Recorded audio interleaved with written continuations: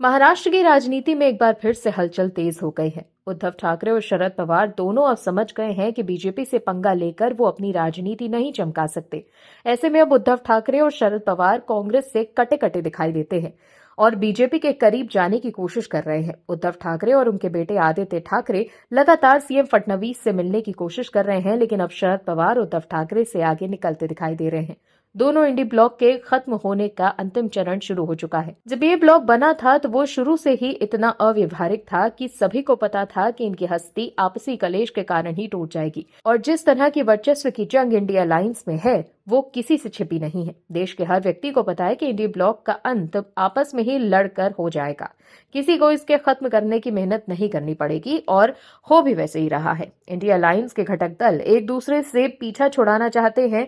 पहले दिल्ली और अब महाराष्ट्र में इस बात की अटकलें तेज हो गई हैं कि वहां भी इंडी का खात्मा जल्द ही किया जाएगा। आखिर क्यों है ऐसी अटकलें, बताते हैं आपको। दर्शकों, जैसा कि हमने पहले भी आपको बताया है कि दिल्ली के बाद महाराष्ट्र में इंडी ब्लॉक टूटने के कगार पर नजर आ रहा है, लेकिन इस टूट में अब सबसे बड़ी भूमिका निभाते नजर आ रहे हैं शरद पवार। आप सोच रहे होंगे वो कैसे, तो आपको बता दें कि शरद पवार ने साफ कर दिया था कि ये इंडिया अलायंस तो लोकसभा चुनाव के लिए बना था और लोकल इलेक्शन को लेकर इसमें कोई बात नहीं हुई थी। अगर स्थानीय निकाय के चुनाव सभी पार्टियां अलग अलग लड़े तो कोई हैरानी की बात नहीं है। इससे पहले उद्धव ठाकरे ने लोकल बॉडी इलेक्शन अकेले लड़ने का ऐलान किया है। वहीं शिवसेना उद्धव गुट के नेता संजय राउत ने गठबंधन को लेकर बड़ा बयान देते हुए कह दिया कि अगर उनके सहयोगियों के बीच बातचीत बंद हो जाएगी तो कोई भी गठबंधन सफल नहीं हो सकता। यानी महाविकास अघाड़ी इन दिनों एकला चलो रे की राह पर चल पड़ा है। वहीं अब खबर यह भी है कि शरद पवार ने पीएम मोदी को आमंत्रण भेजा है। एनसीपी एसपी प्रमुख शरद पवार के निमंत्रण के बाद प्रधानमंत्री नरेंद्र मोदी मराठी साहित्य महोत्सव अखिल भारतीय मराठी साहित्य सम्मेलन का उद्घाटन करेंगे।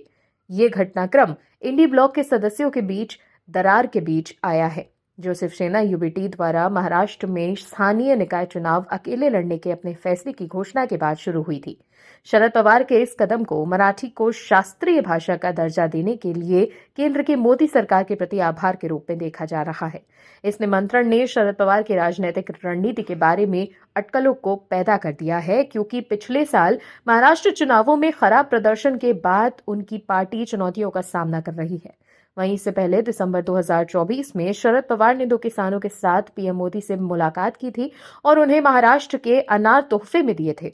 सूत्रों के मुताबिक अब बैठक में प्रधानमंत्री को पवार की ओर से औपचारिक निमंत्रण दिया गया था। 58वां मराठी साहित्य सम्मेलन 21 से 23 फरवरी 2025 के बीच दिल्ली के तालकटोरा स्टेडियम में आयोजित होने वाला है।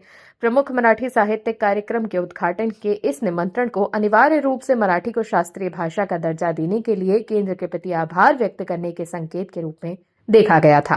दर्शकों, इंडी के घटक दलों को पता है कि 99 सीट पाकर कांग्रेस फिर से घमंड में चूर हो गई है और उसका कोई मूड नहीं है इस ब्लॉक को बनाए रखने में। इसीलिए अब शायद सभी दल इस ब्लॉक से बाहर निकलने के लिए बेकरार हैं। महाराष्ट्र में उद्धव ठाकरे और शरद पवार इन दिनों बीजेपी के करीब जाने की कोशिश कर रहे हैं। उद्धव ठाकरे जहां सीएम फडणवीस से मेलजोल बढ़ाने की कोशिश कर रहे हैं, तो वहीं शरद पवार डायरेक्ट पीएम मोदी से करीब जाने की कोशिश में है। Bureau report, OMH news. आप दर्शकों से विनम्र निवेदन है कि चैनल को सब्सक्राइब जरूर करें